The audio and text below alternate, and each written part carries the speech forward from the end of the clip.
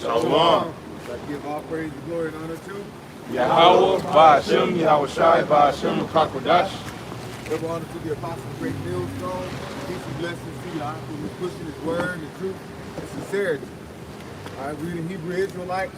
We come week in and week out to prophesy and let our people know who are so-called Black, Latinos, and Native Americans, that you are the true Hebrew Israelites.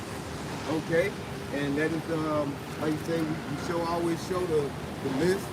You know what I'm saying? You can always pull up the 12 tribe charts, and you see that you're on there. Hey, you're part of the nation of Israel, right? And we also scattered amongst the other nations, but we will be coming back into the fold as the elect come back to the truth. That's right. All right, and also we're here to prophesy the downfall of Esau's kingdom and also the downfall of America. That's right. All right, and we can jump right into it. Second Esdras, chapter 9, and verse 1. He answered me then and said, measure thou the time diligently in itself. And when thou seest part of the signs past, which I have told thee before, then shalt thou understand that it is the very same time wherein the highest will begin to visit the world which he made. All right, so now we're seeing chariots that are coming into the earth. Okay, we're starting to see it. They're trying to set up a space force, military space force. What is all this for? Everybody got boots on the ground, but you want to go up in the air and start prepping for what? To fight other countries in space? No, because they're seeing these different, they call them UFOs, but what are they? They are the chariots of the Most High. And this is what they're starting to see more and more of right now. We're at the end. That's right. Okay? So he's starting to panic. That's right. You know what I'm saying? And all in all, he's trying to do what he can to change the prophecy, but it's not going to work. All right? So we measure the time, and look at the time that we're in. All right? The time when we measure, we see multiple nuclear weapons that have came together. All right? You see America that's pulling out of the nuclear treaty. All these things are getting ready to what? It's wrapping up to be a World War III. That's right. Okay? The world of all wars. A war of all wars.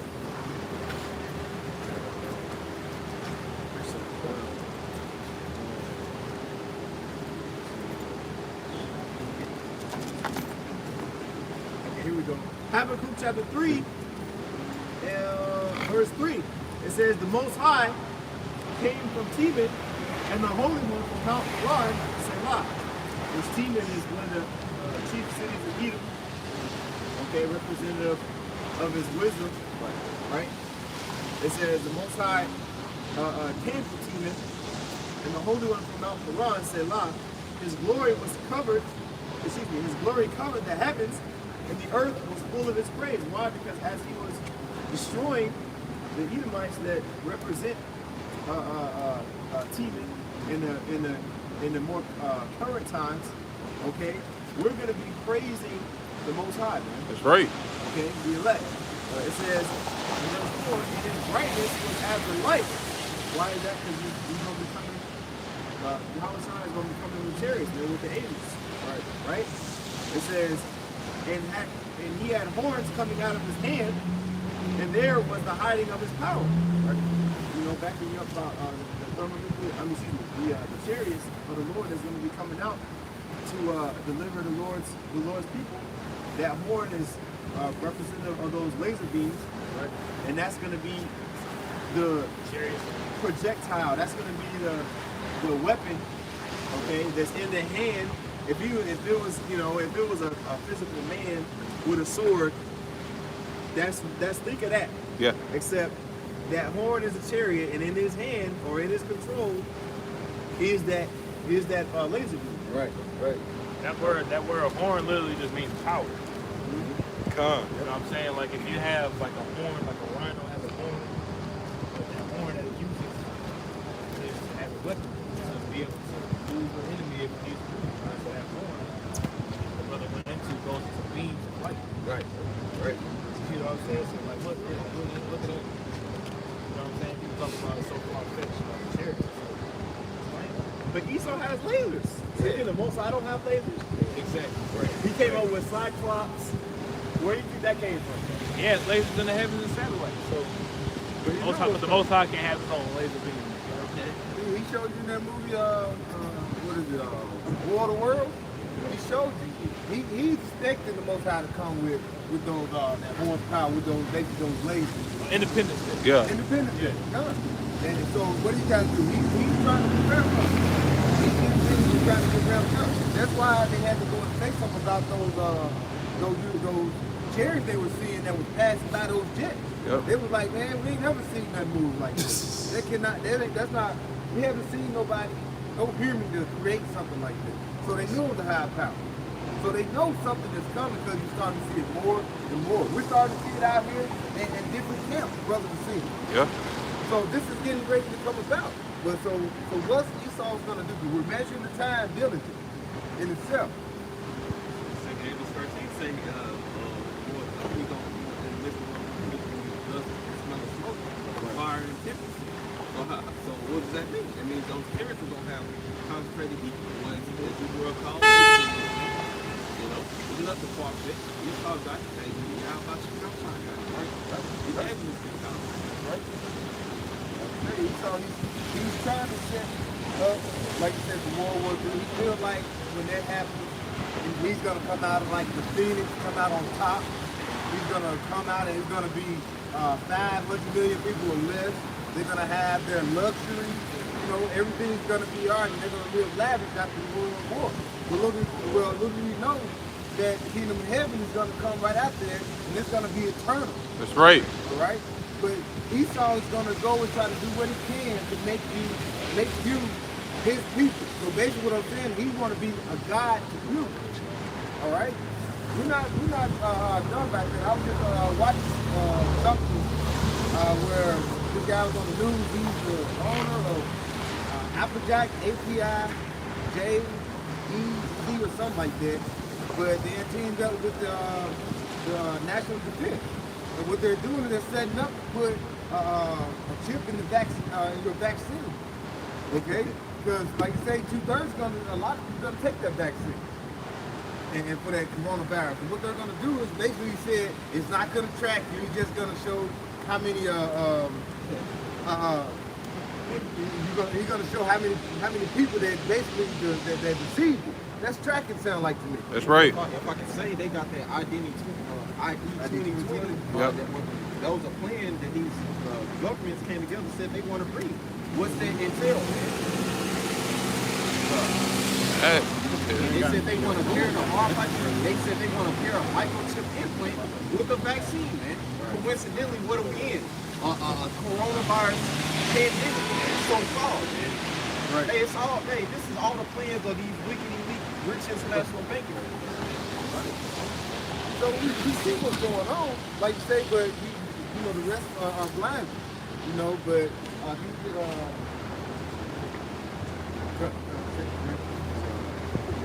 And just to put it out there on the forefront, we're not saying that the vaccine is the chip.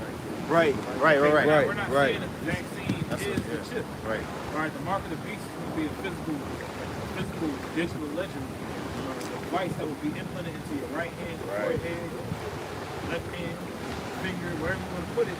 That chip is going to be there. Now is the vaccine a part of the 666 that the Apostle John seen on the island of Patmos? Absolutely. Yeah. It's all part of the same system. Right. Okay.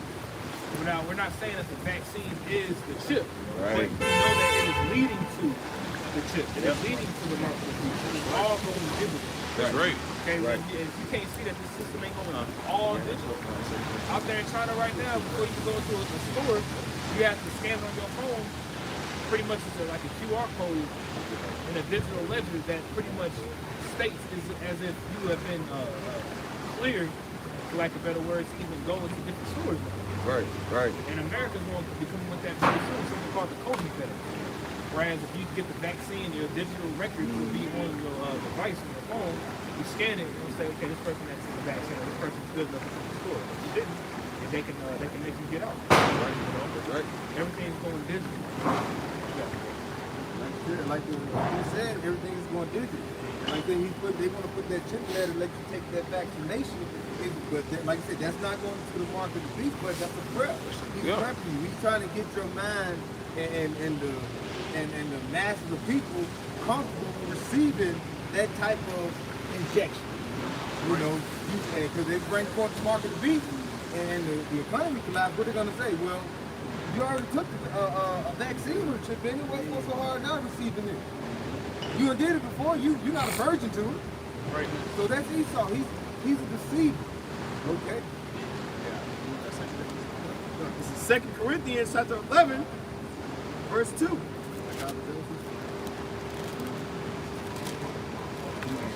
Okay. This is I'll start at verse 2. 2 Corinthians 11 and 2. It says, "For I am jealous over you with godly jealousy. For I have espoused you to one husband, that I may present you as a chaste virgin to Mashiach." And when you espouse and you got to receive a wife, okay, you expect your wife to remain basically anonymous to you. Yep. You, just you. You own it. You don't want her to be going off and mingling and flirting and everything with his other men. Exclusive. Yeah. You want to be exclusive, right? What do they call it? Like what they call it monogamous relationship. Yeah. Polygamy. No, No. Monogamous. But what do Jake want to do? They want to do polygamy. Yeah. They want to worship other gods. There's a specific one that a woman, where a woman has multiple partners. It's something like that. Polygamy. That's what it is. No. Polygamy. Because monogamous is when you with one person. Polygamy is when they with multiple partners. Yeah, okay. God, slack. Poly means many. Yeah. So we know Jake. Jake pour after other guys' country. You know, they'll look towards Michael Jordan before they look towards how about you how it's at. That's right. You know. It says, verse 3, it says, "But I fear, lest by any means, as the serpent beguiled Eve through his subtlety, so your minds be corrupted from the simplicity that is in Mashiach." How much these simple ones love simplicity? Okay. Eve was beguiled. Yep. But like I say, he had, and that happens today. He goes through the woman to get to you, so-called Black Latino Native American, and use what the nigger woman to turn these other, Jake women into being what whores. Okay, that's how the nation of Israel been doing to Yahabashim and Awashah. Jezebel. Yes. We got just for clarification, the definition of polygamy is a marriage in which a spouse of either sex may have more than one mate at the same time. Right. So a polygamous relationship is where you have multiple sex partners at the same time, which on the man's side, not that big a deal. But on the women's side, that's where you get, STDs. that's where all the bad stuff come in. That's where you get Multiple spirits. fornication, or adultery, as they say. But people classify adultery as a man dealing with more than one woman at the same time. If that woman ain't dealing with nobody. Yeah, exactly. Yeah. But in the right situation, a man technically to have multiple women, you have to have substance. Yeah. Having the way we live, we're not qualified. They do it anyway. This is the thing. You women, you really ain't getting ready to have no place. But this is the thing. A man should be able to have a woman in position to where, to where she's protected, to where she don't have to want or worry or have to go out into the world trying to look for other people for things. And that's what a man is supposed to have a woman to where she good. That's King right. David, King Solomon, why were they able to multiply women? They were good. He was chilling. So that's how a man is technically, when you talk about the multiple women thing, we can have multiple women and we're going to do it any goddamn way. But this is the thing. In the kingdom, we're going to have substance. It's going to be justified. Right. We're going to have land. You give a woman, this is your, you run my business or I'm doing this, you do this. Women are supposed to be busy. Yeah. Women are, you know, in this society, they're all messed up and jacked up, but the purpose of multiple women is for, first, for your seed to flourish and you to have children, but secondly, it's a business, family. Yeah. Family, enterprise. You forward your legacy, and these are the women are very important. You know, it's a lot, but I just wanted to say that. Because a lot of people get all messed up about these things, but it's just reality. A man was made, one man, two men can repopulate the whole earth. Right. That's right. Millions of sperms that come out of them one time. That's right. But the woman, your egg, eventually you through. Dries up, it's gone. So that marriage thing and multiple women is ultimately for a king. It's someone who is authority. That's right. Women flock to power. Yeah, women want somebody in power. Something. Yep. At the end of the day, that's the reason why they flock to each other. It's the power. Let me ask you. That's why you see all women flocking to him now, but the kingdom's going to be good. You know, we're going to be able to take care of them. That's the way it's good. Yeah. Everybody can be changed. They're gonna be pleased. Give her 2 pieces of cheese.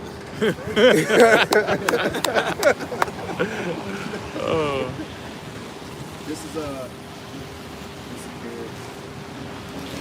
this is 2 Corinthians chapter 2 and verse 11. It says, lest Satan should get an advantage of us, for we are not ignorant of his devices. Satan has had advantage over us for multiple years. Okay? For multiple years.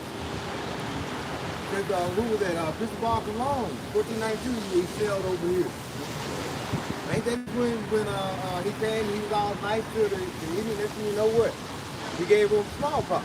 Yep. He came over there and got the southern kingdom, which is the darker nation, the darker tribe. And what did he do? He brought you over here to what? To make him the richest nation that's known in history. America. Free labor off of you. Okay? We also know what he's about to do is bring out the mark of the beast. That's going again. Okay? This is some devices that Satan has brought out. Okay? Who's the spawn of Satan? Esau Edom. Thessalonians 2 and 3. Yep. Yeah, I mean, that's it. Isaiah chapter 33 and verse 1. Woe to thee that spoilest, and thou was not spoiled, and didst treacherously, and they built not treacherously with thee. Hey, we're through on this side. There's no way for us to basically make it to the finish line before Esau. We are through. Only way we can get basically a one-up on Esau is basically start the whole thing over. That's right. We gotta, it's gonna be destroyed, thermonuclear destruction by way of the chariots as well, and it's gonna be purified. And we're gonna come and bring forth a righteous kingdom that's gonna last forever and ever. Okay? And the Hebrews, they're gonna have a kingdom as well that they're gonna be able to enjoy. It's not gonna be people who walk outside and make it shout or bum. You know? It's gonna be a kingdom of righteousness. Little verse 33, verse 1. And when thou shalt cease to spoil, thou shalt be spoiled.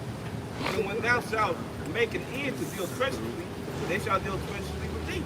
All right? You say you might fight it. You can't fight either, man. What the Christians were doing this. Hey, when Christopher Columbus came over here and murdered multiple northern tribes, and the Lord don't recompense you for what you did. That's right. Yeah, they were being hella wicked all the time, from north all the way down to South America. Yeah. Hey, you touch the apple of the Lord's eye, man. You know, it's a recompense for touching the children of Israel, man.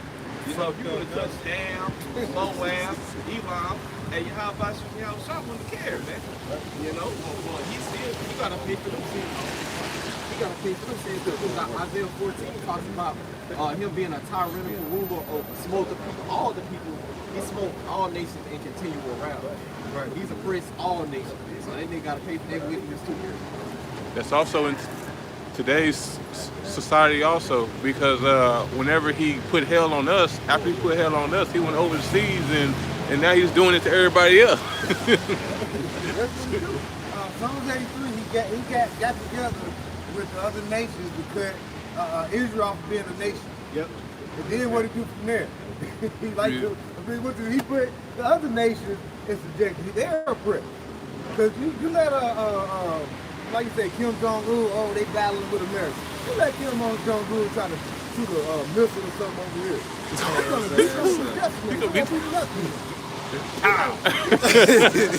Hey, Esau was blessed with the sword. That's right. So you can't beat Esau. See, the Lord is going to use other Edomites Yeah. who are blessed with the sword Sword. to kill us because nobody will be able to destroy this place. So the Lord is using other Edomites. He's going to use other Edomites, God, Magog, and different nations to shoot missiles because it's too big of a power. Right. EU, Yeah. NATO. Everybody coming up. And the Lord did it like Nebuchadnezzar. He raised him up to show the Most High to show his power to bring down Esau. He's doing all this to show his work. And we see the work.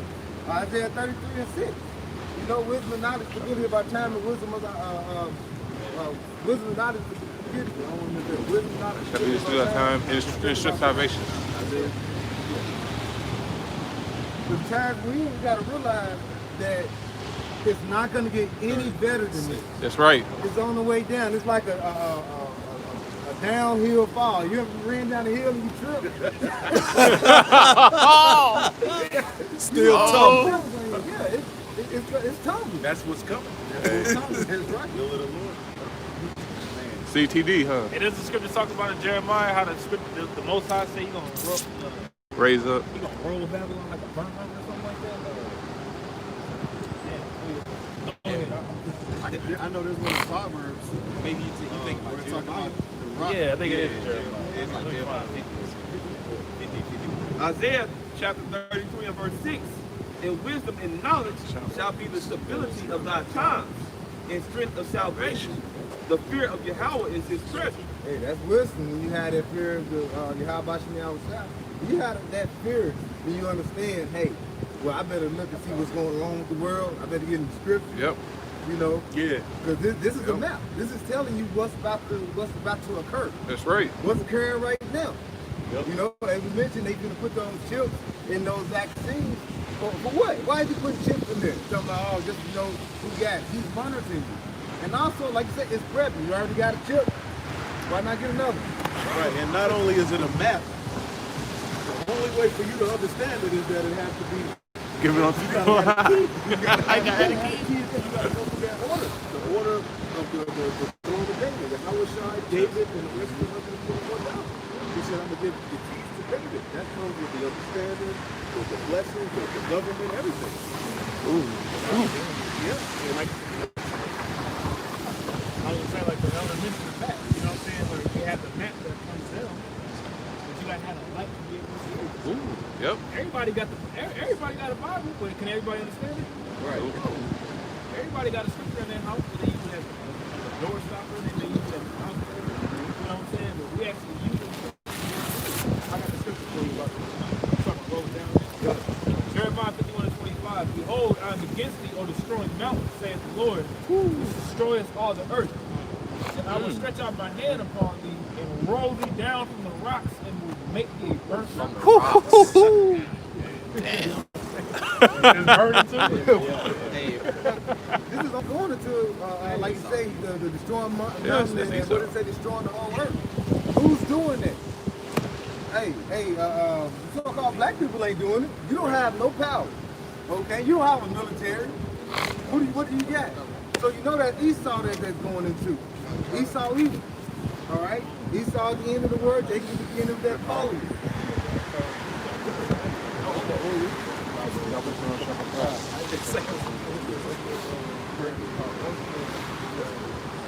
This is Proverbs chapter 19 and 20. hear counsel and receive instruction, that thou mayest be wise in thy latter end.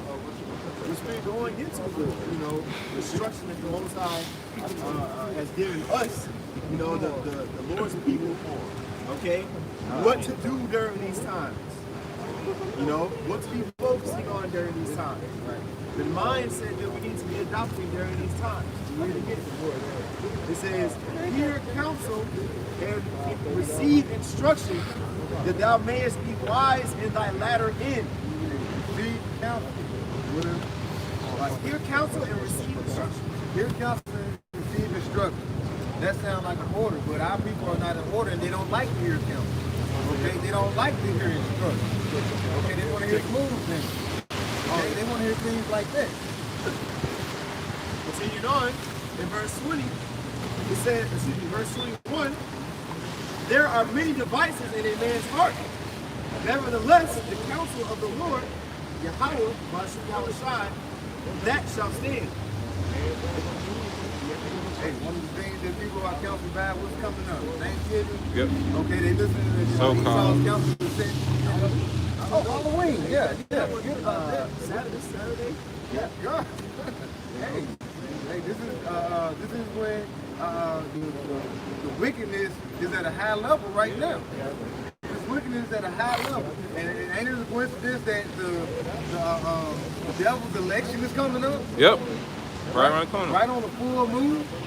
You know what I'm saying? Hey, and it's gonna be some turmoil. We're gonna start. Hey, Lord willing, that we're gonna see some turn up around here. We're gonna see some fighting, some riots, uproars of the people right here in America. I know it's happening now, like it's going on in Portland, but all that's gonna happen, like on a major scale. Okay. And what's going to happen when these police start bringing, like they more and more the military? The military don't come out to do like the police and try to protect the service. That the military knows if you don't back down, we'll lay you down. So this is what's coming. Hey, you got to get wisdom. You got to have that wisdom and knowledge. Like you say, but the 2/3 are not going to receive it. To bring you not in that midst. So like the other heathen nation, you will be destroyed. Got a precept. This is 1 Samuel 15 and 23. For rebellion is as the sin of witchcraft, and stubbornness is as iniquity. That rebellion is as witchcraft. So you're doing what you become as your father, as it says in John 8:44. Be your father the devil. You're doing what Esau would be doing. And what you're doing is building iniquity. And what is iniquity? That constant over and over sin. And the sin, what do? It becomes insane. Iniquity is you're sinning insanely. You're doing the same thing over and over. That's insanity. And idolatry. Yep. Because thou hast rejected the word of the Lord, he hath also rejected thee from being king. That's it. Hey, like you said, he rejected. He brought us down. We've been brought low. That's right. We're going off. Deuteronomy. Okay? Deuteronomy 28 from 15 on down. Because he told us what was going to happen if we go off. All right? And like you said, the brother said that, hey, basically, Jacob rejects knowledge. That's right. So the Lord is going to reject the 2/3, the ones that don't want to hear it, the ones that walk by. And when you say, hey, turn back to the Lord, you're Israelite. Yeah, I know. Go on and keep doing this everyday thing. Ain't thought nothing else about it. We tell them, hey, we're on YouTube. You can pull us up. You can learn at home. You should be doing it. You do the work, but at least acknowledge who you are and try to do,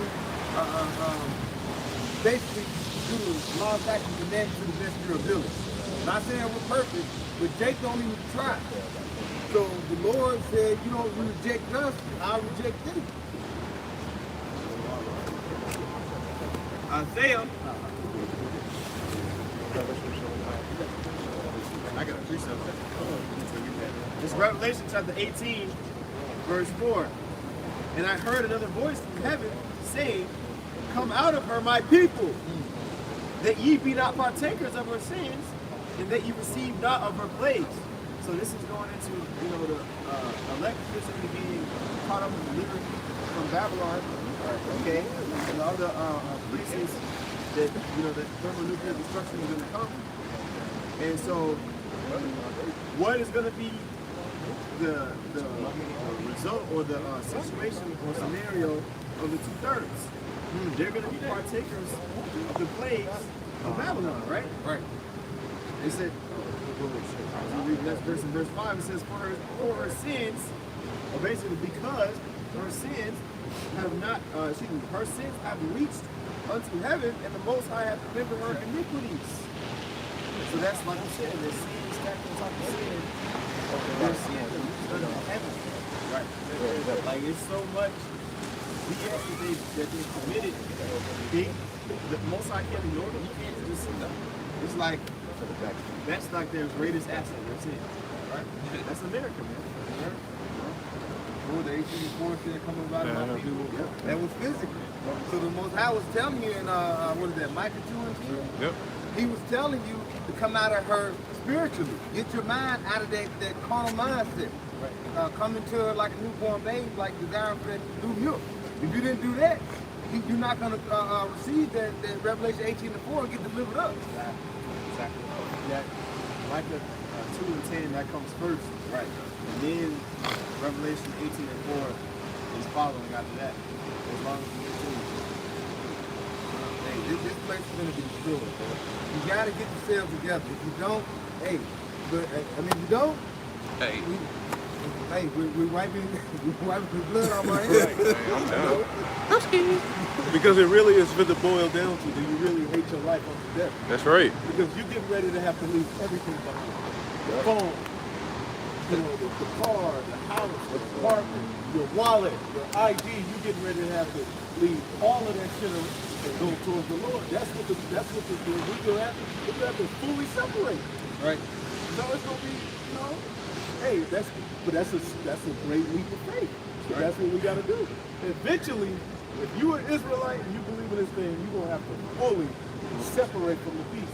Detached. And you're gonna have to do what Daniel, Shadrach, Meshach, and Abednego did. Right. And say, I'm not doing it.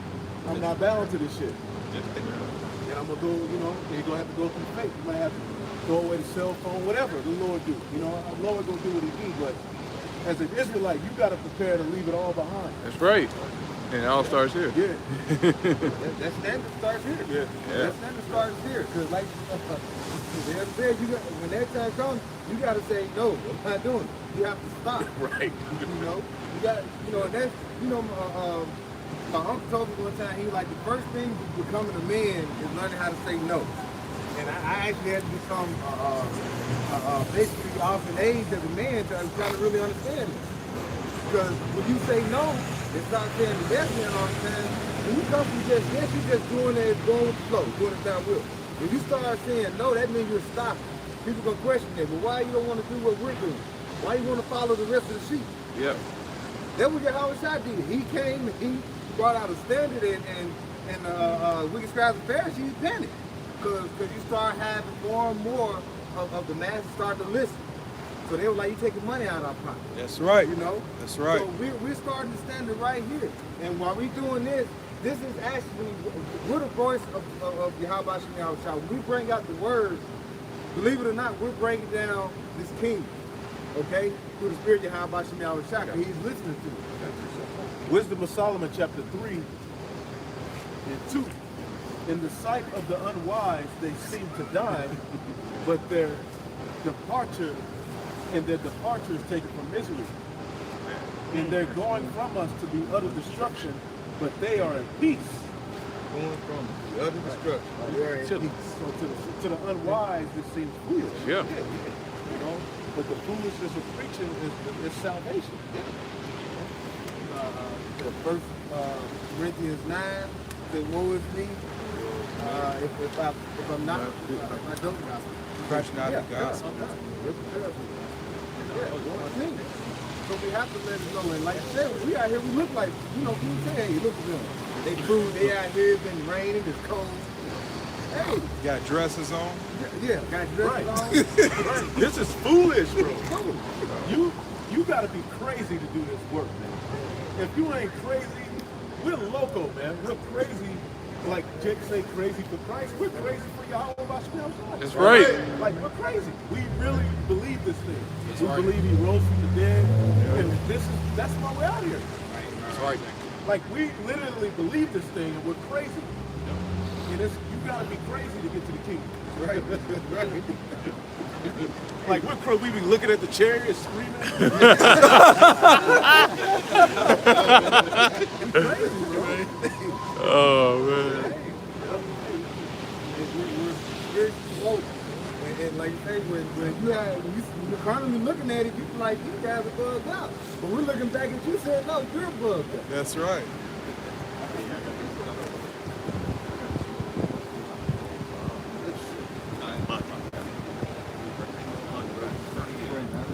Like you said, we're bringing out how like you have to drop everything when you come to the truth, because when you look at it, you have a lot of things going on in the world, and it's like, this is something that I need to let go. When you say drop everything, we don't mean just quit the job, leave your family and live under a bridge. We mean let go of Carnal. You esteem certain things. You have certain sentimental value to the things that are in this world, even though they're temporary. So you're setting yourself up for destruction with that, knowing that these things are going to be destroyed. Even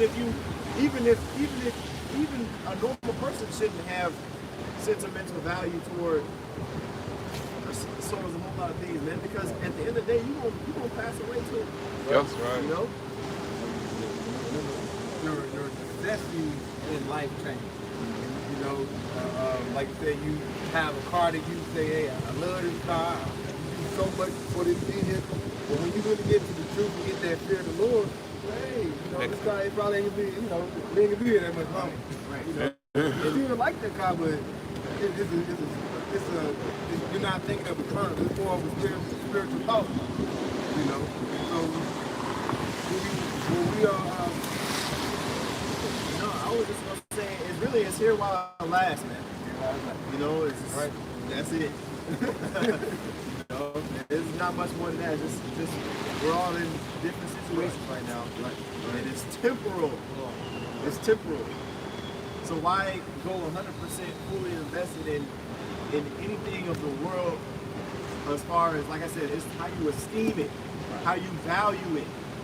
You value, this over salvation. Well, if that's, if you don't value anything over salvation, then why would you miss that? Why would you keep, remember Lot's wife? Right. Why would you keep the mindset of Lot's wife of she being delivered out of a situation of wickedness with her husband, and you're looking back at all your previous possessions? That's a faithless act because you don't believe that the Most High can provide for you after that. So, all mindset stuff. That's a good point too. So when you look back, if you ever plowed before going over the country, sometimes you have to plow garden. If you look back, that plow gonna go. It may turn and go a whole different direction and go right or left. So you gotta keep your hand on the plow. Don't look back. If you look back, you go away. Second Exodus 7. That's like you say. You have the water on one side, you got a fire on the other. So you're supposed to just keep your eyes forward, keep that eye single, because when you start trying to look back, try to look at, oh man, I used to do this in the world, and I start looking at, you keep looking back at the world and things. Not saying drop everything, but know your necessities, what's essential to you now. Okay? So this is our necessity, right? We're essential. Our essential value is through the scripture, through your how about you outside. This is the real essential business.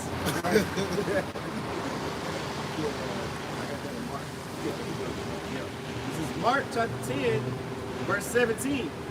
It says, and when he was gone forth into the way, there came one running and kneeled to him and asked him, Good master, what shall I do that I may inherit eternal life? Hey, so this is the young man going to ask how it's done. Hey, I see the miracles doing. I see these things. What can I do to receive eternal life? So basically, he's looking how to get on the path of righteousness. Before he can be delivered. Which that's the principal mindset to have. Right.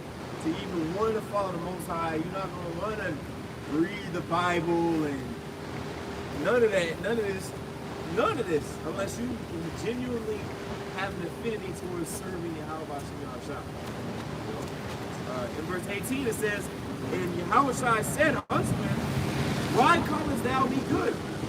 There is none good but one. That is the Most High. Verse 19, thou knowest the commandments. Do not commit adultery. Do not kill. Do not steal. Do not bear false witness. Defraud not. Honor thy mother and father. Verse 20 says, and he answered and said unto him. What you just mentioned, basically we're breaking down some commandments. Okay? So we tell our people, to basically walk in the righteousness the best way they can. So we basically we live the same mindset as Yahweh Shai. When someone say how to be delivered, how to get saved. Hey, first off, know the name. That's right. Okay, then what?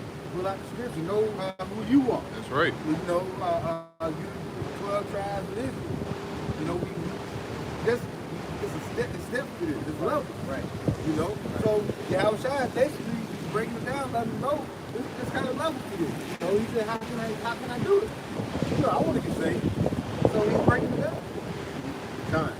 It says in verse 20, and he answered and said unto him, Master, all these have I observed from my youth. Then Yahushua, beholding him, loved him, and said unto him, one thing thou lackest. Go thy way. Hey, you say, I've been doing this. I've been observing that since my youth. I've been doing it. I'm doing it. So, and today, our people don't practice righteous acts in the youth because we didn't know, okay? We have to come back into the truth, okay? Continue, verse 21, again it says, then Yahushua, beholding him, loved him, and said unto him, one thing thou lackest. Man, this means that he put an extra emphasis on that thing, man. It says, one thing thou lackest. Go thy way, sell whatsoever thou hast, and give to the poor, and thou shalt have treasure in heaven. And go that way and sell everything you got. This might have been a test, we don't know, but he said go and sell everything. You want to, one thing you need to do, one thing. Didn't he say one thing? One thing thou lackest. You lack one thing. It says go thy way, and in another book of the gospel, I can't remember whether it was Matthew or Luke or John, but it said if thou would be perfect. If you want to be complete in your life towards ministering unto me, and then it goes into it. It says, one thing thou lackest, go thy way, sell whatsoever thou hast, and give to the poor, and thou shalt have treasure in heaven, and come, take up the cross and follow me. When we out here, basically out here on the highways and byways, we're up on the altar, we're storing our treasures up in heaven right now, as we speak. And of course, I was just saying you have faith, you believe that, you have that faith. I was just going to add to that, when it says go and sell all that hast and take up that cross, does that mean, sell your house and sell your car and sell your dog and just sell everything you have and, again, live under a bridge? Or is that talking about more so in these times, especially because you have to remember, this is a rich man. This man had substance, right? So, Yahweh said, scarcely shall a rich man enter into the kingdom of heaven, right? So the reason why is because the lust of the flesh, the sentiment towards the physical things that you have pull you away. Naturally, they pull you away from wanting to serve the Lord, right? Because you're in a comfortable situation. Right. You know, that's why we got the sign. Who does Jesus need to be saved from? I mean, excuse me, who does the white man need to be saved, right? Still in the Jesus sign there. You know? And who does the white man need to be saved from? Because Esau, he's in a comfortable situation being that he's had the Israelites in slavery for hundreds of years. So why is he looking for salvation? We are looking for salvation because we are poor, And we destitute. are contrite, we're humble. We don't own, you know, a continent. You know, we may own a little bit, but we still Subject to your payment. subject to payments, rendering unto Caesar. You know what I'm saying? All of that, man. So just, you know, this scripture that says sell all that has doesn't mean you're not able to own anything.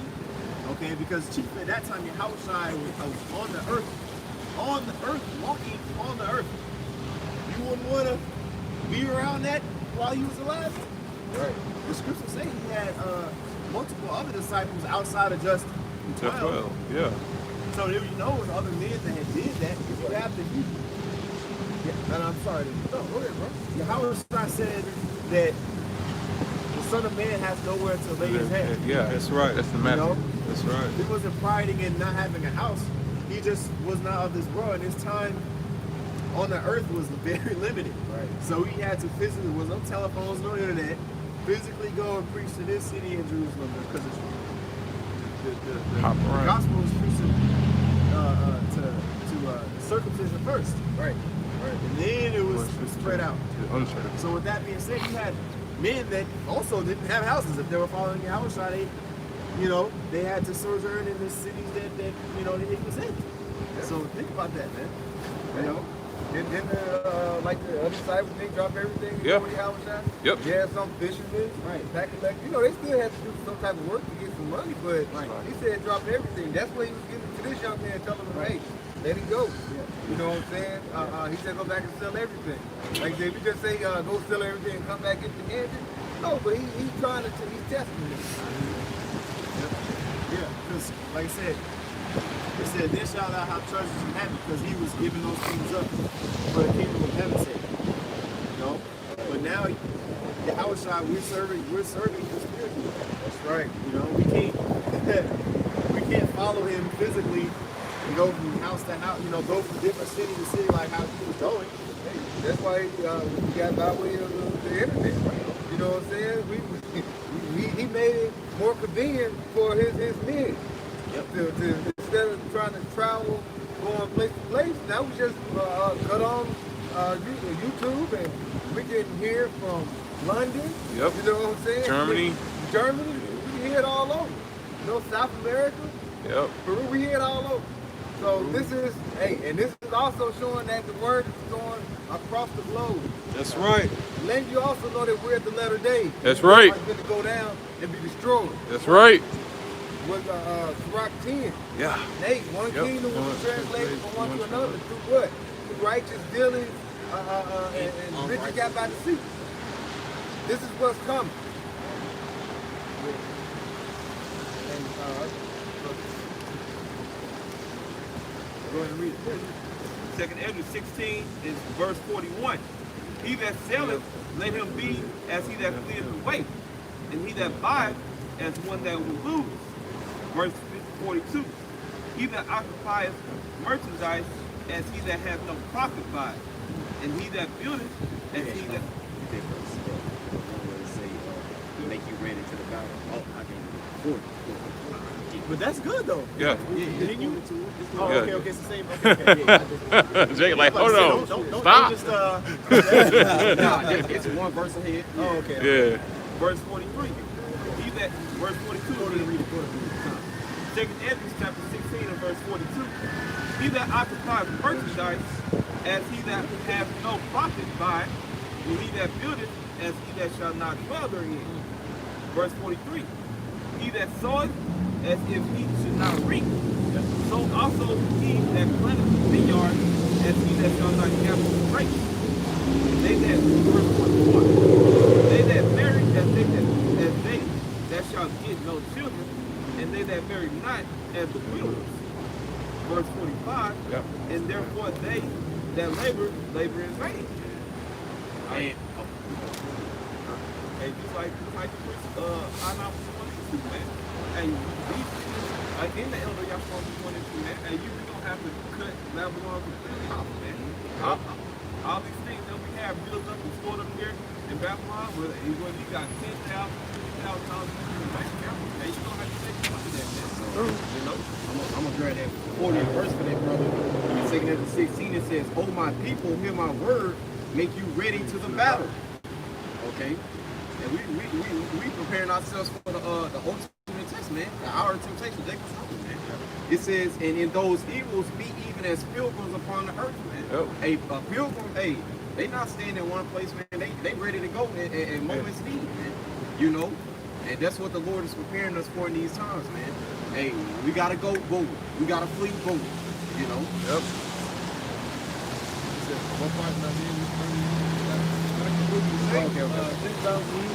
Time of the wilderness. Boom. You know, hey, you gotta think, we had enemies on the left and right of us while we were in the wilderness. So when we were sitting right here, we were stirring here for a second. Then, like previously, we had to travel. We had to keep moving, you know, we had to pitch tent, move, pitch tent, and we got yep. Isaiah 52 goes into that.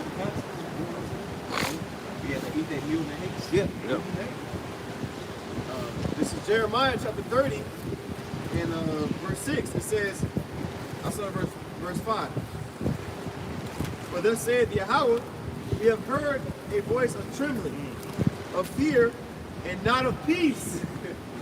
What's that? Jeremiah. That's Jeremiah 28 about it. Talks about it talks about what a real prophet will do and what a false prophet will do. Man. A real prophet will probably sign the downfall of the king. Man. Most importantly, if you're an Israelite man, you know you're gonna be prophesying the downfall of that captivity. That's man. right. You know the same thing that we're doing today in our current last captivity, Babylon, man. All right, this is known as America, but in the scriptures, it's called Babylon the Great. It's also likened to those past captivities that we also serve, because it has taken bits and pieces of those other captivities, man. You know.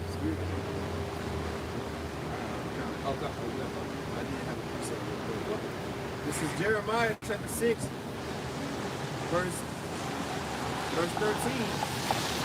It says, for from the least of them even unto the greatest of them, every one is given to covetousness, and from the prophet even unto the priest, every one dealeth falsely. They have healed also the daughter of my people slightly, saying peace, peace. When there is no peace. So how can you say that there is going to be prosperity in the future? We're in a current state of turmoil, man. And it's only been getting worse. And everything that the prophets have been saying, who've been consistent on the highways and byways, in lessons, okay? Things that we've been saying has been coming to pass, man. Started with the apostles and elders, man. You know? So, we are the true prophets, man. That's right. You know? We're not out here for the incentive of anything in this world. We're out here for the incentive of salvation. That's right. Right. Like you said, we're not getting paid for this in no business, you know. Hey, we're not getting paid by Esau to do this. We don't have no 501c3 charter like IUIC has, man, or any of these other camps that we may not know that have one, but has one. You know, we getting paid spiritually by Yahweh Shem Yahushua, like Matthew 6 chapter said, and we're throwing up our churches and everything. You know, You get it. This is back in Jeremiah chapter 30, verse 6. Ask ye now and see whether a man doeth travail with child. Wherefore do I see every man with his hands on his loins? that's the Lord is describing how terrible that is. Of course, Yahweh Shem Yahushua knows a man can't give birth. That's not what he said. Now he said that it's going to be so terrible that these mighty men here in this captivity of ours, and of these other nations that think they play so tough and that they are badass, man. Well, hey, when Yahweh Shem Yahushua comes on this place, hey, then you gonna find out the real terror of Yahweh Shem Yahushua, man.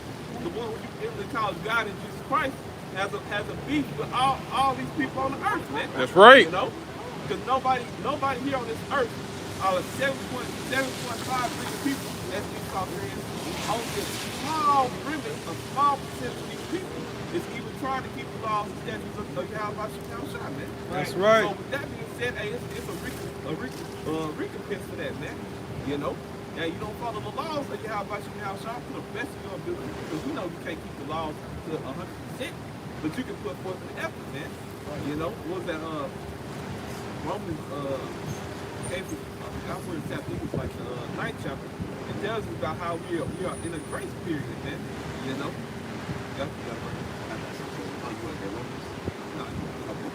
In 2 Ezra chapter 9, verse 9, then shall they be in pitiful case, which now have abused my ways, and they that have cast them away despitefully shall dwell in torments.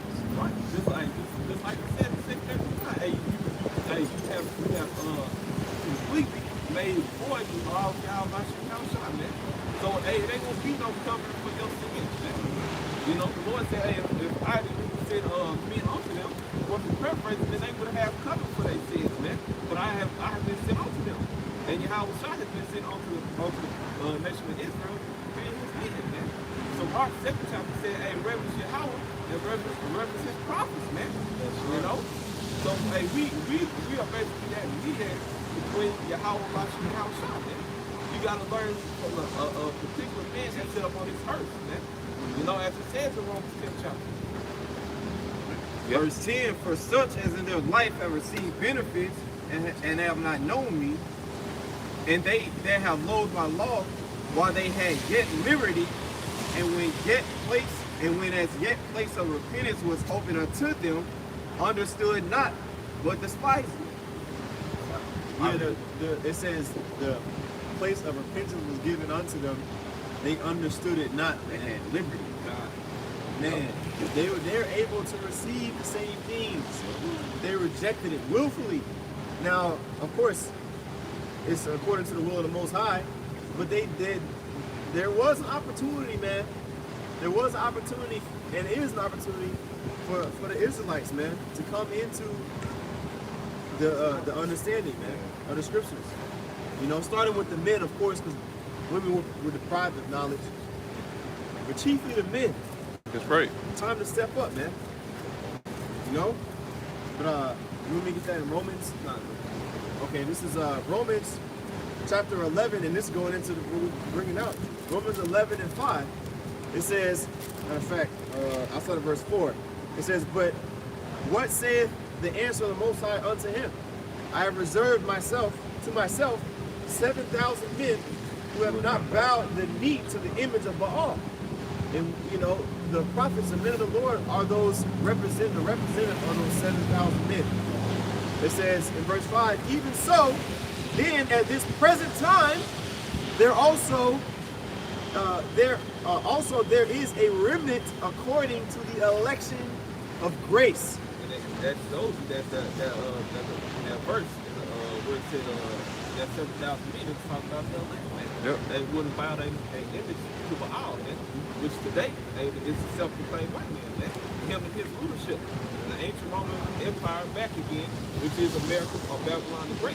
They at the end of this captivity, you know, we're gonna be given a choice. You know, if it's our life.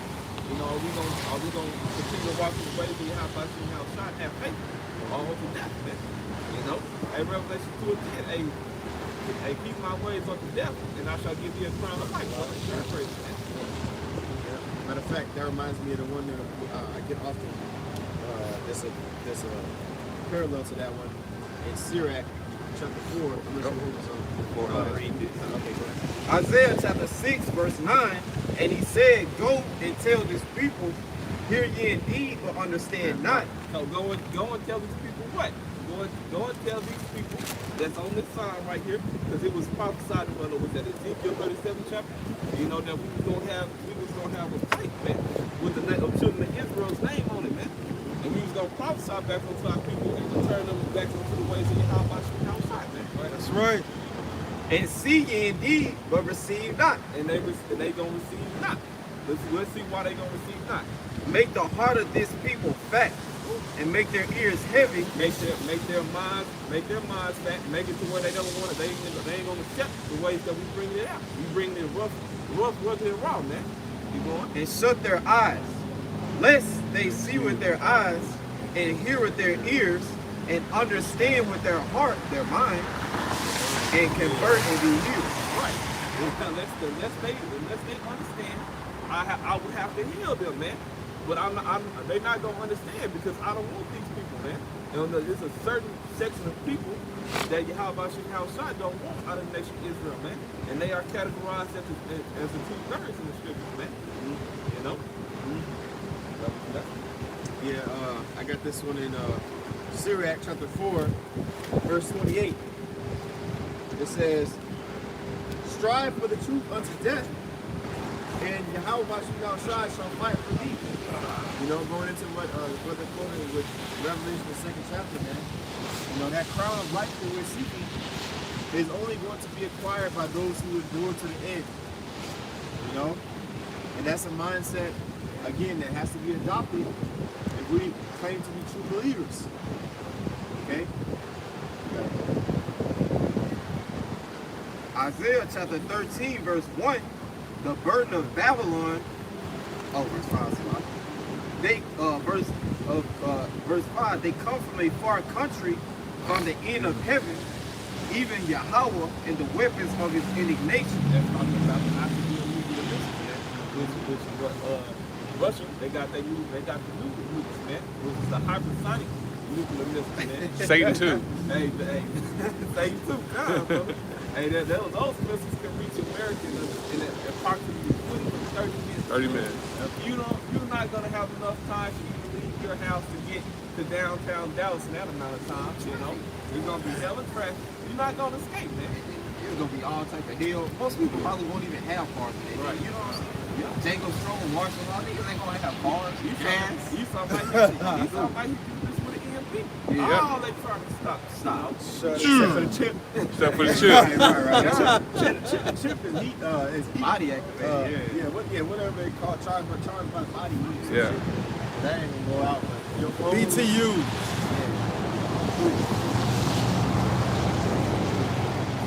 To destroy the whole land. Verse 6, howl ye, for the day of Yahweh is at hand. It shall come as a destruction from the Almighty. Therefore shall all hands be faint, and every man's heart shall melt. Just like he said in Jeremiah 30, man. All man's It says, therefore shall all hands be faint, Yep. and every man. Every man's hands is gonna be faint, man. They gonna be weak, you know. And every man's heart shall melt. Their heart's gonna melt. When it says the heart's melt, they gonna have a heart attack, man. As the scripture say, men's hearts some of them scriptures saying the things that's coming on the earth. They gonna be seeing the chariots, they gonna see the Leviathan, man. You know, they gonna see them keep the wild beasts that talk about around and Wisdom of Solomon 11. Yep. You know? Sword, the family. People finna see shit that they ain't never seen before, man. Only the sci-fi movies. That's really how about you how sci-fi coming with, man. Right. Verse 8, and they shall be afraid. Pains and sorrows shall take hold of them.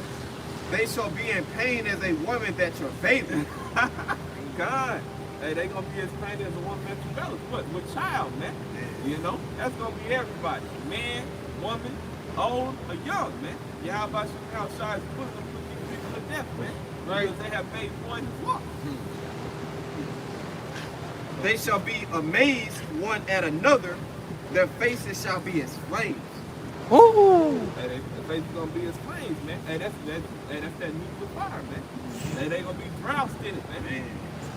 Yep. Yeah. This is to balance out, you know, because there's a differentiation between those who we're reading about here. You know, who's that?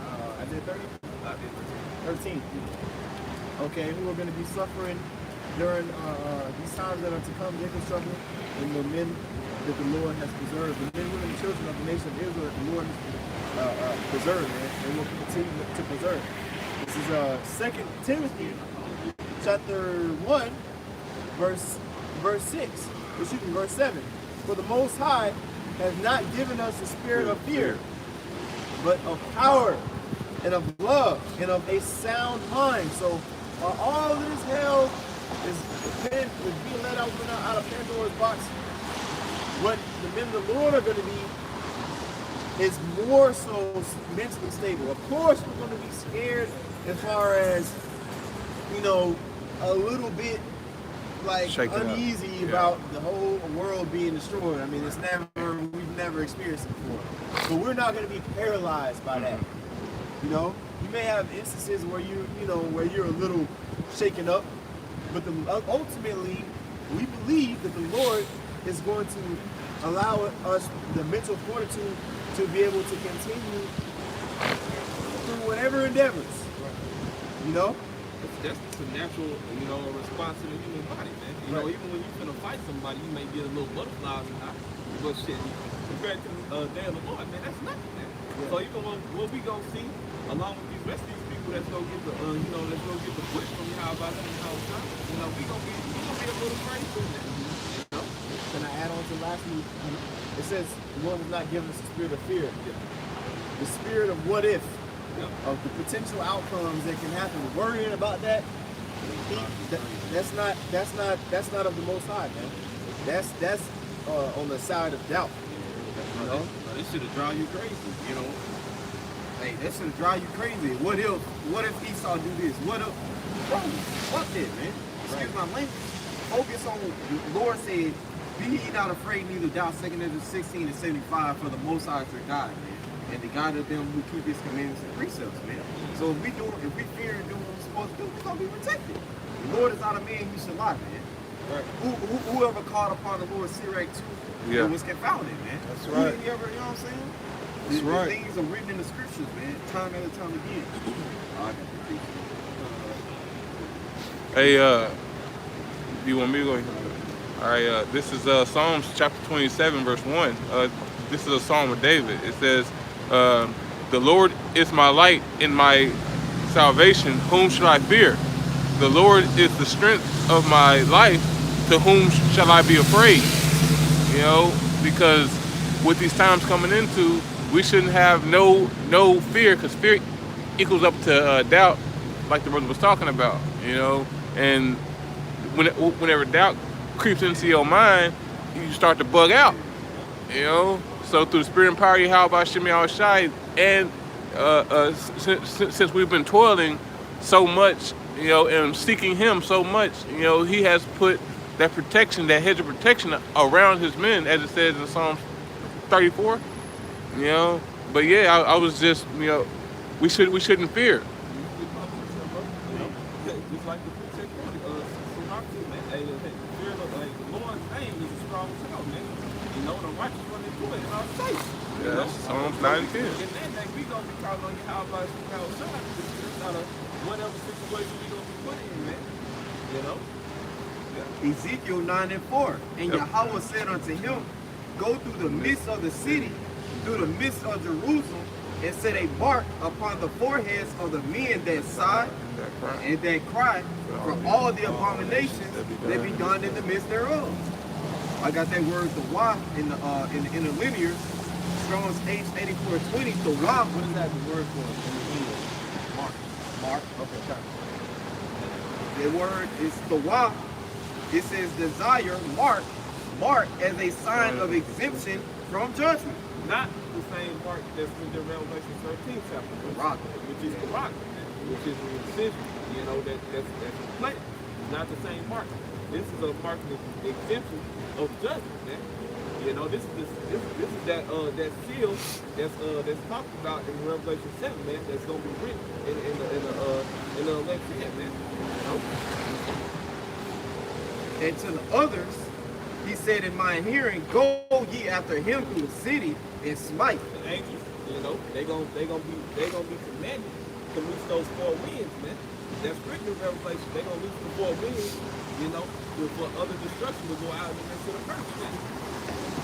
Let not your eyes spare, neither have you pity. Slay utterly old and young. Utterly old and young. That's the scripture saying. And Yahweh outside is not only respecting the person, man. Boy, don't give a fuck if you 89 years old. Hey, if you believe you know everything, keep going. going, hey, keep walking in that way that you're walking in, man. And the Lord is going to destroy you. That's right. Both babes and little children and women. Babes and little children and women. Maids and little children and women. Hey, the Lord mentioned women twice. Twice. So that means it's going to be extra judgment for the women. That's man. right. Especially the southern tribe women, man. You the head tribe, you like woman. They deserve it. And you the most brutish woman out of them all, man. Right. You know? Yeah, but in the Northern Kingdom, They fall right in behind it. they ain't exempt. They They ain't. because it's more, it's many bug out Northern tribes. Yeah, Cardi B, the head of the, not the country law body, not at all. The head of the whores, the Israelite whores of the Northern Kingdom, man. Pretty much. At this time. Yeah, She which, Cardi B, shit, he's from like, okay, Puerto, so-called Puerto Rican. yeah. That's also in Ezekiel 23. It goes into Luhama and Lahaban, or Lahaba. Hold on, we'll read it. You got some more? But come not near any man upon whom is the mark, and begin in my sanctuary. The Lord said, don't come near those men that begin in his sanctuary, man, that have their mark. You know? What's the sanctuary in your house? It ain't that everyday Sunday top eat church you go to every Sunday, man. That ain't it. Hey, in Proverbs, with the first chapter, it says, what, wisdom cries out in the street, man. You know? So it would be wisdom of the scriptures, wisdom, knowledge, and understanding of the scriptures will be on the highways and byways and chief places and concourse, man. That's where you receive instructions of the Bible at, man. You know? And the Lord said, well, I dwell not in a temple made with hands. So why would you try to go build you a place out of bricks and try to preach the scriptures, man? When it so that goes completely adverse to what the scriptures say. What verse? 4. What is this? Ezekiel 23 and 4. Oh, okay. I just can't pronounce the names properly. Okay, yeah, I'll read it. This is Ezekiel 23 and 1. And the word of Yahweh came again unto me, saying, this is kind of similar to Ezekiel 16. Yeah, kind of. It says, son of man, there were two women, the daughters of one mother. Okay, going into northern kingdom and the southern kingdom, right? Yep. It says, they committed whoredoms in Egypt. They committed whoredoms in their youth, but there were their breasts pressed, and there they bruised the teats of their virginity. I mean, they were going hard for fornication. And the names of them were Aholah, the elder, and Aholibah, her sister, and they were mine, and they bare sons and daughters. Thus were their names. Samaria, which is the northern kingdom, is Aholah, and Jerusalem, which is the southern kingdom, is Aholibah. Okay, and Aholah played the harlot when she was mine, and she doted on her lovers, on the Assyrians, her neighbors. So this is basically a recap or a summarization of the relations that the Israelites, the northern kingdom and the southern kingdom had with various other nations, which led to their captivity. Okay? Captivity was a result of our disobedience and spiritual fornication with the gods of the other nations. Right? That's right. You know? So the one, Yeah. brush up on house. Back in Isaiah chapter 13, verse 9, behold, the day of Yahweh cometh, who both with wrath and fierce anger to lay the land desolate, and he shall destroy the sinners thereof out of it. It say he's going to destroy the sinners thereof out of it, man. So that saying in the world, the Lord, hates the sin, loves the sinner. That's wrong, man.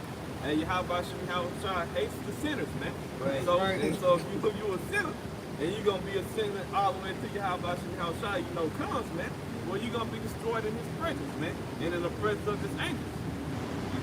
If I can add real quick, just like the priest said, the Most High hates the sinner, man. It tells you that it was that I got it Sirach 6.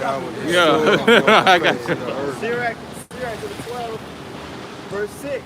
Yep.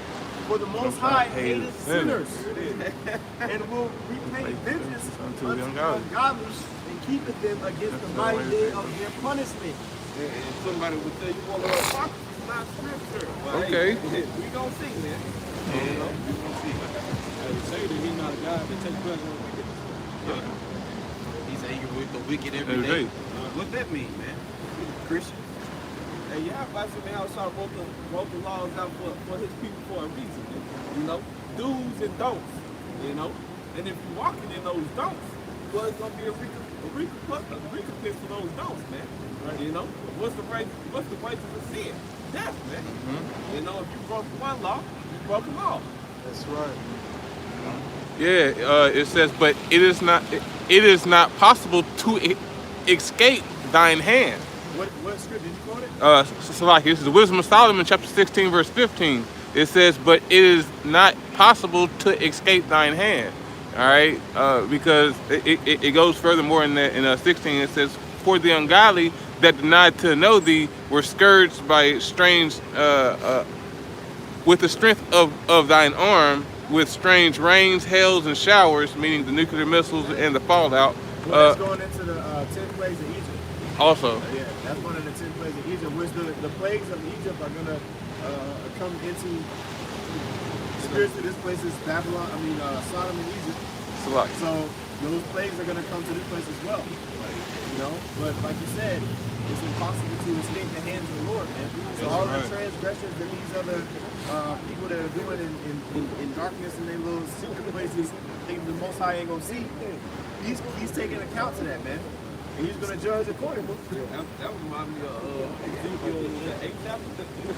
They was in there in the temple. They was in the temple tripping, man, sacrificing to other gods, talking about that Yahweh sees us not, you know. But obviously, Yahweh saw him, man, because look, he in captivity now, man. Still to this day. Yeah, you know, as the scripture says, Israel, the homeborn slave, you know. Here it is, the Most High allowed for his creation to make the rest of the creation through Yahweh Shai, okay, and the angels, like the Alahayim, I'll say like that, okay. But you don't see you sacrifice the ball in the corner just because it's darker than you. Eat the swine's flesh. At a point in time, that was talking about, Israel, Now it's talking about, Babylon, man, Isaiah 13:10, for the stars of heaven, or it says at the end of verse 9, and he shall destroy the sinners thereof out of it. Verse 10, for the stars of heaven and the constellations thereof shall not give their light. The sun shall be darkened in its going forth. And it's all going to be darkened by the way of thermonuclear fallout, man. All that soot and ash that's going to be in the air from the nukes. And it's going to block out all the heavenly constellations, man. That's right. And the moon shall not give her light to shine. And I will punish the world for their evil. Because what he said in 15, man. Because initially in the whole earth, man. And that's why you have shines coming with that fierce anger, man. Yep. And that moon that's not being able to shine is going to put into the thermonuclear fallout, man. All of the what they call it, soot, for lack of a better word. Yep. It's not going. The sun is not going to give forth the strength. The moon and the stars, they ain't gonna shine, man. You ain't gonna feel, look up and see. Just like how this is, you can't see no moon and no stars. It's just great. If you're still on ground zero, you ain't gonna see shit. You're gonna be in the spirit world. You go through. You're gonna see some already, man.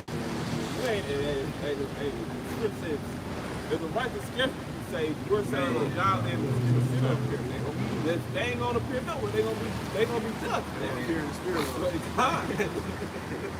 Go ahead, bro. And the wicked for their iniquity, and I will cause the arrogancy of the proud to cease, and will lay low. The arrogancy of the proud to cease. What that's talking about? That's talking about Esau, Edom, man. Everything that you've done from day one, man, since you was Cain, man. Hey, all that shit's coming back to bite you in the ass, That's why the Lord put it on Cain, man. Nobody is to touch this man, man. Why did the Lord put that decree out? Because at the latter end, as the scripture say, and the wicked was created for the day of evil, man. You know, he was created just for this time that we currently in. Preserved. Yep, completely preserved, man. And if you touch this man, because like, say if you touch Edomite now, man. Oh man, woo, and you a Jake. Hey, Esau ain't even gonna have no damn courtroom. You just gonna be under the nail, man. That's right. He might just kill you right in that motherfucker. You know? And will lay low the haughtiness of the terrible. I will make a man more precious than fine gold. Hey, you gonna an elect man shall be precious as fine gold, man. Not just any other willy-nilly little nigga out here. You know, they gonna be utterly wasted, you know. Hey, but the men of Yahweh should be out shot, man. Hey, Lord, when we don't do, we gonna be good, man. Even a man the golden wedge of Ophir. I got a precept. Isaiah 4:1, and in that day 7 women shall take hold of one man, saying, we will eat our own bread and wear our own apparel. Only let us be called by thy name to take away our reproach. Hey, it said, only let us be called by thy name. How does a woman take on your name? By marriage, man. What's marriage? Sex, coming together, man. Joining the flesh, man. They said, hey, forget your clothes, forget, hey, bro, just make me yours so I can be under your protection, man. And that's gonna be a man of the Lord. Like the brother said, not willy-dilly nigga, man. A man of the Lord, man. And with that verse, you ain't gonna be no little female either, man. And the men of the Lord, and it's say, wide circle, the wide circle promises love. We gonna apply that in that time as well, man. You know, we're not just gonna be picking and choosing any other female that we're seeing that day, man. And bitch, if you can't make a fire, you can't work with me. You know what I'm saying? You can't do, if we stack, you can't, hey, man. You gonna have to get gone, man. Bring something to the table. You better go to Esau and hit the perfect cake and get some food. Keep going, man. You got Isaiah, Isaiah 13:13, therefore I will shake the heavens, and the earth shall remove out of her place in the wrath of Yahweh of hosts, and in the day of his fierce anger. They said the earth is going to move out of this place. The earth is going to shake. The scripture says the earth shall move out of this place. Why is that? The first of us is going to come from the presence of Yahweh, man. Right. You know? In Isaiah 26 chapter, it says one realm against well, that's really 2nd Ezra 13, one realm against the other, man. You know, but it's Isaiah 26 chapter, it says, hey, he's coming out of his place, you know, to punch the wicked, you know. That's right. And him coming out of his place, that's a higher dimension. So that higher dimension being is gonna come into this lower dimension, and that presence alone is gonna shake the earth, man. And it says the Lord's gonna come with an innumerable amount of angels, thousands upon thousands, man. And you can try to, you know, do math on that, but we really don't know how many angels the Lord comes with, man. We just know it's a lot. And with that presence alone, the earth is gonna shake.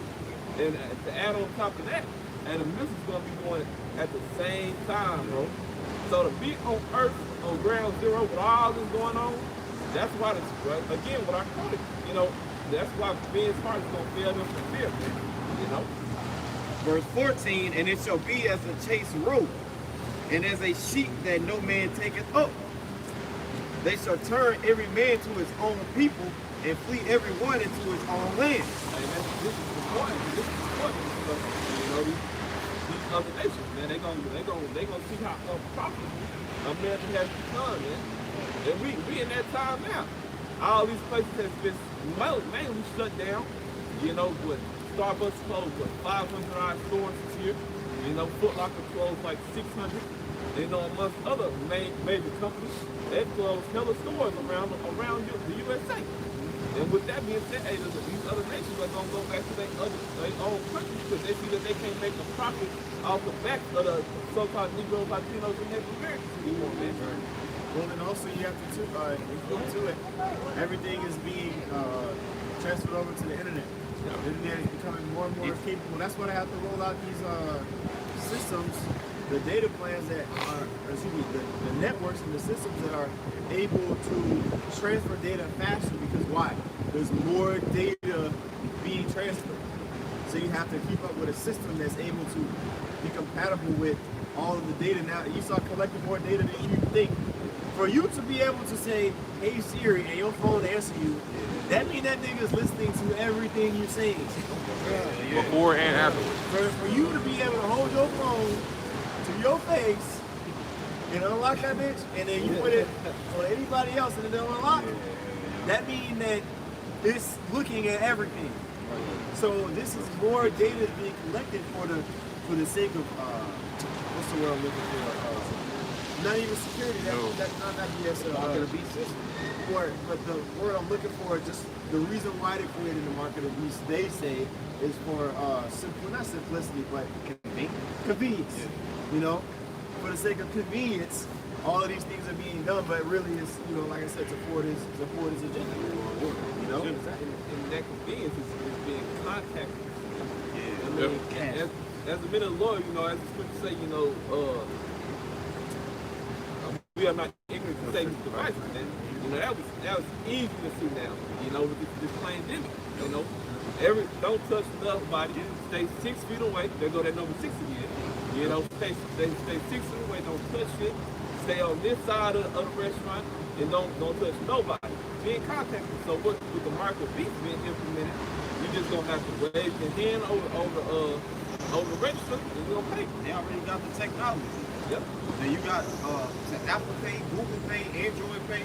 That's using the NFC technology. Yep. Which the NFC microchip is also the market of beast, and that's used over there in the European countries, man. You see, RFID and NFC technologies, those chips are the market of beast, man. Pursuant to Revelation 13 and 16. If you don't know what an NFC is, the NFC chip is the same technology. It's the same your credit card, your ID badge that you clock in to work with. If you have one of those, the garage Door opener? Pad, well, not the opener, the little pad. If you have one, the little thing. Sometimes the garage door opener, if it's in an apartment, it'd be a garage door opener, and then it'd be a keypad. You put it's the same kind of car. Yeah. Put that bitch right there on the little thing and let you in. It's all the same stuff. They got shit. They even got contact.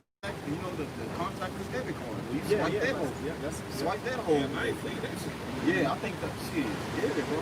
So it's all here. The technology here has been here. Now the last step is to put that technology in your ass. You are the technology. 5G. The man is in that's there for real. 6G. 6G. Yeah, 6G. The Internet of Things as well. Yeah. They plan on connecting you, Tyrone, Sally, Jim, around the corner. to a whole digital world, man. They got smart cities. Yeah, smart You cities. look it up, man. That chip is gonna be communicating with the different receptors they got set up, man. And all this is set up to kill you. Yeah, man. This futuristic new way of life, man. The new world order, man. This is his agenda, man. The wicked, rich international banking families, man. The elites, man. You know. Back in Isaiah 13, verse 15. Everyone that is found shall be thrust through, and everyone that is joined unto them shall fall by the sword. Everyone that's found what? That's found without that tawah is gonna be thrust through, man. And joined unto, it said unto them, unto Esau, man. They goes to you niggas, this finna vote for Joe Biden, man. You join unto Esau, man. Anyone voting. Anyone vote, Period. yeah, anybody for the continuation or betterment of this empire, this kingdom, man, you're gonna be thrust through with the sword, man. Hey, those that consent unto them shall be handed in the You know, those, hey, the ones that take this chip, you know, they're following behind you, so that bow down to the image of Baal, man. Hey, you still gonna be out here high and drop, man. You ain't gonna be living lavish just because you got a RFID chip. Hey, in the eyes of Esau, man, you still a nigga, you still a street, you still an Uncle Crossroads, man. Isaiah 13 and 16, their children also shall be dashed to pieces before their eyes. The houses shall be spoiled. Hey, that's going right into 2nd Ezra 16, man. Hey, Esau was gonna send in that military, man, and he gonna send in these troops that you don't know, man. Because he knows that the U.S. troops won't do the things that these UN troops will do here. You know, that you and truth, they been wanting to get at you Americans, man. He's out there sending all his troops over there to fuck with their countries, put hella embassies in their countries, making them bend down to his will, man, through his military might. Well, when them UN troops get over here, they gonna see, hey, this is our time to get our lick back, man. And they gonna get they lick back by destroying y'all children, man.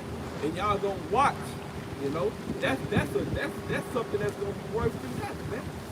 You know, having a parent to watch their son or their daughter die in front of their eyes, man, to get dashed to pieces, you know.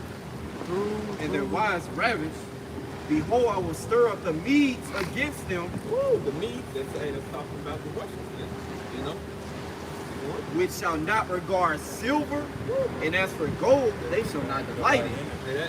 That sounds like that reminds me of Wisdom of Solomon 11. You know, when it talks about those beasts, man, you're not gonna be able to reason with them. That's the same thing with these troops, man. You're not gonna be able to reason with them. They don't want your money. They don't want your gold. They don't want your dollars. They don't want shit that you got. They want you. You know, they beat you with a child. Their bows, 18, their bows also shall dash the young men to pieces, and they shall have no pity on the fruit of the womb. Cuz, bro, we meditate terror, bro. The thing is, they did that to us. You think that's like, oh, that's a Esau with that, he went there, bro, with our people. So we were rewarded double, bro. We're gonna need spiritual power to do some of the things of judgment to those that touch the apple of the Lord's eye. We're gonna need spiritual power to do recompense unto people for those certain things. You know? Because if Esau could do any worse, he would do worse. Yep. What he did is worse as he could think. And he went there, bro. You got it. Their eyes shall not spare children. And Babylon, the glory of kingdoms, and beauty of the Chaldees' excellency, and it's called the beauty. It's called the beauty of the Chaldees' excellency, man. Because the modern day, or the Chaldeans, or the Chaldees, were the ancient warlocks, sorcerers of the ancient Babylonian Empire, man. Now, who are they reincarnated as today, man? Your elites, man. Your rich international banking families, man. The Rothschilds, Rockefellers, okay, these various international families, man. And Babylon the Great, or America, is their main hub, man. This is their pride and joy, man. You know? I was watching a movie this weekend called Dr. Sleep. I don't know if anybody watched it yet, but it's basically, you know, going into adrenochrome. You know, you had the antagonists of the movie. They would still steal children who had they call it steam or film. Yeah, Dr. Sleep. No, steam. Yeah, Dr. Sleep. Yeah, you know, or shine. Basically, those who, you know, I guess had the spirit in them, whatever it is, right? Something that made that child special, right? Not everybody had this substance that the antagonists were looking at, right? But they were hunting down all across the country for one person. When they found it, they target or whatever, they kidnap them. They pin them down, you know, take them to the woods, put them down, and torture them, and basically suck the pain out of him. Basically, I'm ruining the movie, but not really, because it's way more to it. But they like powered up off that shit. And they would live forever through it too. Not forever, but they would prolong their life through that. You know, and that's part of the. I mean, that's not. You know, that's the links that this man will go to acquire prolonged life. Now, of course, that's a movie, okay, but those are that movie was influenced by things that have happened in real life, man. You know, which are committed by the brothers who are going into the modern day child abuse. You know, I got a piece of it for you. That reminds me of it. This is let's see. Oh, this is Psalms chapter 91 and 1. He that dwelleth in the secret place of the Most High, and how about Shai, shall abide under the shadow of the Almighty. You know, because when you watch thriller movies and things that, you know, they say, oh, this could happen to you and all this stuff, we have to believe that it's above just random happenstance and probability 1 in, 1876 chance that, you're going to get hit by a car in the next, 2 years. No. The Lord is protecting his people, man. Esau deals with probability because he doesn't understand the spiritual aspects of the way the Most High moves. So he just take the number, divide it by the population, and say, look, there's a chance it's going to happen. Or be faithful to the Most High, man, and understand that he judges according to who he will, and has mercy according to who he will. Nope. I mean, have more, but Oh, no. okay. You know what I'm saying? All right. Verse 2, it says, I will say of Yahweh, he is my refuge and my fortress, my power, in him will I trust. Hey, it's saying my power in him will I trust. And hey, in the name of Yahweh Shai, that's going to be our power in that day, man. That's what's going to keep us out of the way of all the stress and hell that's going to be breaking out in here, man. You know, we ain't got no underground secret bunkers like we used to do. You know, we ain't got no extracurricular plan when our hell break loose to dip off nowhere, man. And we could be anywhere in our hell break loose. You could be at home, you could be at work, you know, you could be out of town, man. And everything that belongs to you, you wouldn't have, man. Or the necessity that you need because to be on the move and survive, you probably won't have, man. That's right. So hey, our faith is in Yahweh Shai, man. At the end of the day, you know, he's the only one that's going to be able to do this thing. Yeah. In verse 3, Psalms 91 and 3, it says, surely he shall deliver thee from the snare of the fowler, and from the noisome pestilence. The traps that Esau set up to get us caught up with the ways of this world, to get us put to death, or get us, wrongfully persecuted or whatever. It's right. It says the Lord will deliver us from that snare, man. It says, and from the noisome pestilence, which is what? Thermonuclear missiles, man. Tommy, I'm speaking on that. You got it, bro. I can read the whole chapter. Then you got, you know what I'm saying? But, yeah. Back in the book of Isaiah 13, verse 19, at Babylon, the glory of kingdoms, the beauty of the Chaldees' excellency, shall be as when the Most High overthrew Sodom and Gomorrah. It's going to be as when the Most High overthrew Sodom and Gomorrah. Sodom and Gomorrah was an example of what? The first time, it would be the first time a nuclear explosion was ever on the earth.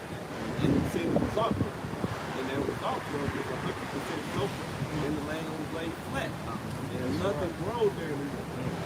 How do we know this? Because Esau Edom, being the man in the field, he made a documentary, he made videos, and he put them up on YouTube now. You know? And he searched those things out. He searched out Noah's Ark. He found that. He found the old chariots of ancient Egypt, man. And they was under the Red Sea, and they was coral reefs, man. You know? I got it on camera. Verse 20, it shall never be inhabited, neither shall it be dwelt there from generation to generation, neither shall the Arabian pitch tent there, neither shall the shepherds make their fold there. You say you know the long dwell there is being here from generation to generation. You know, that means ain't nobody gonna sit up shop here in America again, man. Right. It's just gonna be a memorial on how not to be, man. That's right. There's also proof that ain't talking about the land of Iraq where Babylon, the ancient Babylonian empire was, man. Right. You know, people still dwelling in that land, man. It's talking about a new Babylon. Isaiah 24, verse 20. Because we gonna get this because as we just read in Isaiah 13 chapter, we read, pretty much the end and downfall of Babylon the Great, aka America. Now you ask the question, where was Esau Edom, the elites anyway, during the time of all this happening, man. Go ahead, bro. Isaiah 24:20, the earth shall reel to and fro like a drunkard, and shall be removed like a cottage, and the transgression thereof shall be heavy upon it, and it shall fall and not rise again. Why? It's gonna be removed as a cottage. Why? Because it's way of permanent and destruction. And those 200 million missiles that's destined to hit this place and utterly destroy this place. Because you ain't gonna be able to tell that this place was Babylon the Great once the Lord is finished with it. You ain't gonna be able to tell, oh, that was Wisconsin right there. Yeah, no landmarks are gonna. It's gonna be indistinguishable. You don't know it's Babylon because it's gonna be fucking dusted off. Smoke. You know, but ain't gonna be oh man, yeah, like you said, it's Wisconsin or you know. Oh shit, there go down. That was gonna be some preaching. No, that shit ain't gonna be happening. It's gonna be dusted off. You know, go ahead. The beast of destruction, sweat. Yep. And it shall come to pass in that day that the Lord shall punish the host of the high ones that are on. The host of the high ones that are on high. Those talking about the least of the nation of Judah, man. You know? And the kings of the earth upon the earth. And they shall be gathered together as prisoners are gathered in the pit. And they're going to be gathered together as prisoners are gathered in the pit. Hey, this is Jeremiah 16, man. Hey, fishers, we the first fishers, like we doing right now. Fishers of men. Now, niggas, hey, now you how about you now start soon. It's going to turn us into hunters of men. And the chief of Esau East. So those are going to be the ones who going to reach out to the first and the over there. You know? Of course, two-thirds Jacob, you know, they going to be smoking the middle of the Lord too, if that's good power, man. But after we said we done with them, we going to move on to Esau ass, man. We going to say the best for last. It shall be shut up in the prison, and after many days shall they be visited. And they gonna, when you gather them together, like it says in Revelation 6 chapter, you know, after many days they're gonna be visited. They're gonna be shut up in a prison in a pit.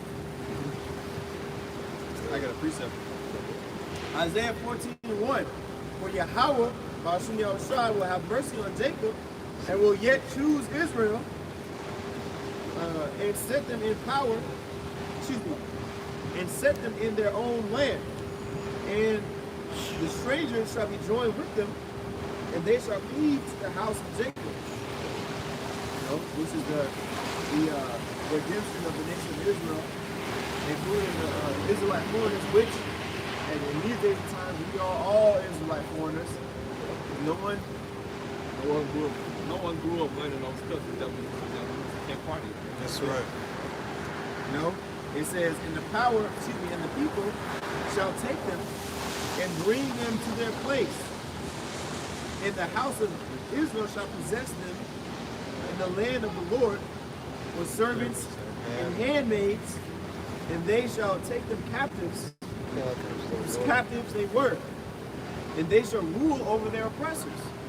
Okay, so this is the redemption, the recompense, okay, that is coming upon the heathen nation, starting with Esau, Edom, for having us in captivity and slavery, man. That's what we're also waiting for, man. You know, we're showing our faith in that by coming out and doing the works, man. You know. Again, the apostles and elders being that example, you know, of decades of consistent teaching.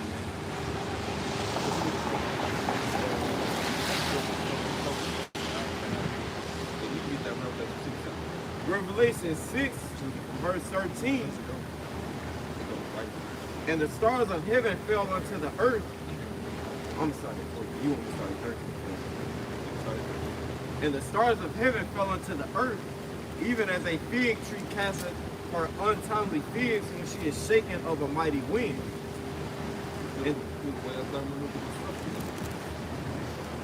And the heaven departed as a scroll when it is rolled together.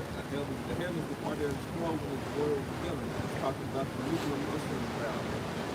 That's what John the Revelator saw. He could explain here. in terminologies as we can today, is that that technology has not been good anything. These doctors just so good, just like the other ancient parts before. And every mountain and island were moved out of their places. Just like we like I'm saying that like these places ain't gonna be recognized as what it once was, man. Because the missiles are gonna be all these landmarks and it's gonna scatter them, man. They don't look the same. And the kings of the earth, and the great men, and the rich men, and the chief captains, and the mighty men, and every bondman, and every free man hid themselves in the dens. The ones that could afford to do those things, you know. And in the rocks of the mountains. And those talking about those really puppets, all right, the ones that's going to escape from destruction, you know. And that's where they're going to be at. Let's see what's going to happen. It said to the mountains and rocks, fall on us and hide us from the face of him that sitteth on the throne and from the wrath of the Lamb. Hey, that's talking about Yahweh Shai. The one that sitteth on the throne, that's the Heavenly Father Yahweh. The wrath of the Lamb, that's talking about Yahweh Shai, man. That's right. That's what they're going to be saying at that time in day, man. You know, hide us from the face of Yahweh Shai, man. And who's going to be the ones right there with Yahweh Shai? It's going to be the middle of the Lord. That's right. Right, you know. For the great day of his wrath is come, and who shall be able to stand? Ain't nobody going to be able to stand in that day, man. You know, at least unless we're on the flat. Other than that, and you're gonna be trying on the foot. Thus said Yahweh Shai. I got a precept real quick. Going into what we read in Isaiah chapter 13. This is Baruch chapter 4, verse 25. It says, my children, suffer patiently the wrath that has come upon you from the Most High. For thine enemy hath persecuted thee, but shortly thou shalt see his destruction, and shalt tread upon his neck. So this is temporary chastisement. That's right. This is only momentary, and as soon as it's over with, we're going to get, again, the theme, overlapping theme that we're keep running into is bashing heads, stepping on necks, you know, Breaking Bad. getting that payback that we're waiting for it, man. But we're waiting with the Lord. Vengeance is of the Most High, man. He's right. created a situation for us to be able to get that lick back. Right? It's coming, but we're not going to force it physically, man. Carnally, we're going to be patient, man. Okay. Military. Yahweh Shai has been waiting this whole time too. He still hasn't even got his lick back, man. You know, so of course we say he's gonna get his lick back first. He's gonna be the commander in chief on the chariots, okay, the fleet of destroying vehicles that's coming to eradicate Esau's kingdom, okay? And then we're gonna get in where we fit in, man. That's right. You know? I got one real quick just to back you up. Okay, this is 2 Corinthians 4 and 17. For our light affliction, which is but for a moment, worketh for us a far more exceeding and eternal weight of glory. You know, so just like the priest was saying, man, hey, this little affliction, this what we're going through right now, man, this is nothing, man. You know, we got the kingdom coming, man. That's right. An eternal kingdom. You know what I'm saying? In righteousness, a glorified body, spiritual powers, man. You know, that's gonna never end, man. That's the kingdom of heaven. That's what we got coming. So, hey, suck this up, man. Take Right. this. You know what I'm saying? Because what we got coming, there's no comparison to it, man. That's right. Psalms 137 and 7. Yep. Remember, O Lord, the children of Edom in the day of Jerusalem, who said, raise it, even to the foundation thereof.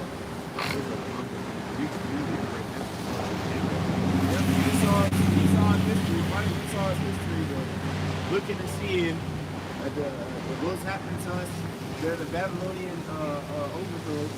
Because you gotta remember, that was the first, it wasn't the first captivity that we've been in. No. We were ruling for hundreds of years, and Jerusalem had never been Taking down. fully just destroyed. You know what I mean? It was never just taken over.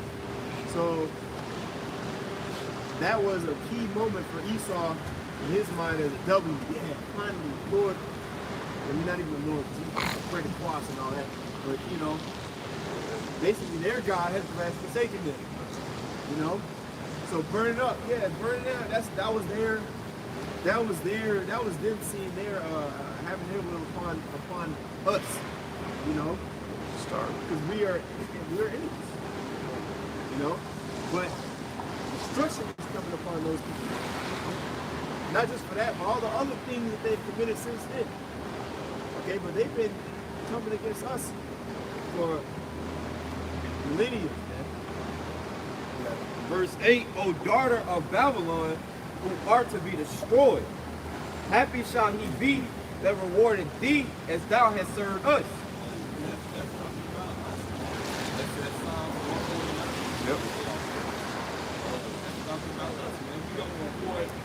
Nations of Edom, along with the rest of these heathen nations, man. We gonna reward y'all the same way and more. You know, just like y'all rewarded us, y'all gonna get that. Y'all gonna get that hell just like we caught that hell, man. Yeah. And it's gonna be way worse because we gonna have that spirit already. You know, we gonna turn back to the sons of God, man. And we're never gonna Go on. die, man. We're never gonna perish. And you gonna come back in the reincarnation and y'all gonna keep seeing us, bro. You gonna keep in y'all heads slocking for my friend. Y'all gonna keep in y'all head bashed in. Every time y'all come back in reincarnation, y'all go. You know, but Esau Edom. After that 1,000 years is up, you just gonna be burnt up, man. And the heathen nations, they gonna watch, man. Why they gonna watch? So that fear can be put on them, man. To never, ever think about doing that. In that type of manner. You know, they ain't gonna be able to do it. No way. Yeah, they ain't even gonna be able to because we're gonna be immortal, man. But that fear has to be put into them. You talking about Esau? You talking about Esau? Oh yeah, the heathen nation. Because Esau, he always gonna resist. Yeah. That's why he has to be destroyed. He's not gonna submit. Right. You know? So yeah, he's on another category of disobedience, but the other heathen nation, they can get beaten to subjection. Right. But they'll eventually get it right. Right. He gonna be swarming them first 1,000 years, man. You know, but it's gonna be all for time, man. He's still gonna be destroyed at the end of the day. Yeah, what these two verses just did was link the children of the nation of Edom with Babylon, man. You know? Because who rules Babylon the Great, man? The so-called white man, Esau Edom, man. That's a link, man. You know, there ain't no escape. Verse Psalms 137:9, happy shall he be that taketh and dasheth thy little ones against the stones. Like the brothers have put in the chat for that Edomite baby, that big ass head. Hey, they come out. Yeah, me too. The Lord can make that Esau's babies in the kingdom of Israel. Yeah, big ass head. We just play football with that. I mean, whatever game you want to come up with. They're gonna have to wear a damn apron. What's that head go? See how far you can throw it? Yeah. You know, going explode. Tomatoes at that nigga, man. Nah. Yeah, Jake, they showed it in the Popeyes. I think it was a Popeyes cartoon. They had a throw the ball basically at a nigga. Basically hit a nigga with a tomato or whatever. Like in the circus. Yeah. Put your hand in there. Oh, yeah. Oh. And they had it looked like a monkey, but that was really supposed to resemble A so-called Jake. Negro. You know? Throwing it. So they had it in the cartoon. So you know, you playing games with you might too, man. And we ain't talking about fun with you. You're gonna be the butt of the joke and all of that. Y'all gonna be the new nigga. Right. Psalms 149:5. Praise ye Yahweh, verse 1. Sing unto Yahweh a new song. I'm sorry. It says, sing unto Yahweh a new song. He said, that new song in the scripture. So there ain't been no song. What's that new song that the scripture talking about? That's the same new song that's talking about. It's truth, you know. We're gonna have the same truth that we got now, man. And we're gonna have it down in us, man, in the kingdom. You know? that stony heart is gonna be done away with, and we're gonna see that heart of flesh. You know? Sing unto Yahweh a new song, and his praise in the congregation of saints. For Yahweh taketh pleasure in his people. This is in the kingdom, man. This is when we have those laws written into our minds, man. This is when we've been glorified again, man. We're gonna be immortal during this time.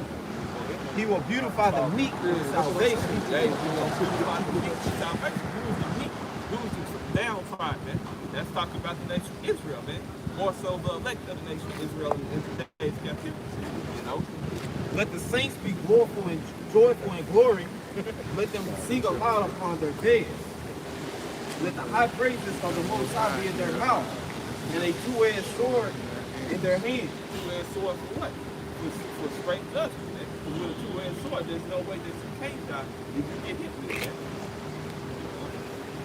To execute vengeance upon the heathen and punishments upon the people. Hey, how about you now? Shot said he's gonna put his anger on us. Yeah. You know, to execute judgment upon you, man. That's right. So we don't have the anger of the Lord on us, man. You know, you can try to get as angry as you want to and these little frail bodies, but you eventually gonna calm down and whittle down. But in the kingdom, we're gonna be on a million, man. We're gonna be on a million, you know. To bind their kings with chains and their nobles with fetters of iron. Hey, those heads of all those nations, man. He'll be in the first and foremost. Hey, he's gonna bind y'all up. It's as it said in Isaiah 54 chapter, man. You know, it ain't gonna be no escape. Once you have about from outside downwards and power, man, ain't gonna be no escape from us, man. You know? And your outside himself is gonna be amongst us, man, along with the Heavenly Father Yahweh. To execute upon them the judgment written. This honor have all his saints. Praise ye Yahweh. Man, this is the judgment written. What's the judgment written? All you nations is going to be under the foot and tributary of the Israelites in the kingdom. And that's going to be the ever as the scripture says. When we got Daniel 2 chapter.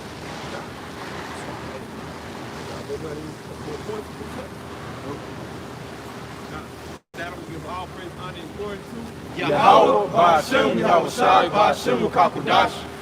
double honor to our Edo Apostle Millstone, who was a peace well, man. And Shalom. Welcome, nation. Shalom.